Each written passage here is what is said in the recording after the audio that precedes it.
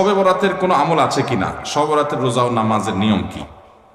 সবচেয়ে বহুল জিজ্ঞাসিত প্রশ্ন এখনকার। শবে বরাত আসছে, যেটাকে আসলে হাদিসের ভাষ্যে বলা হয়েছে মধ্য শাবানের রাত, শবে বরাত না, এটার হাদিসের ভাষ্যের নাম কি? মধ্য শাবানের রাত।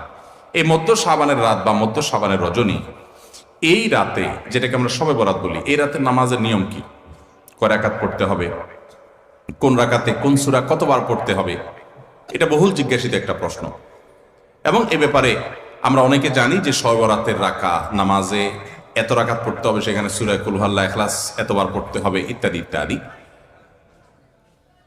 লাইলাতুল কদর ছাড়া অন্য যে সমস্ত রাতের ফজিলত আছে, এর মধ্যে 10টা রাতের কথা আল্লাহ তাআলা শপথ করেছেন, ওয়াল ফাজরি ওয়া লায়ালিন আশর। সে 10টা রাত হলো জিলহজের প্রথম দশক।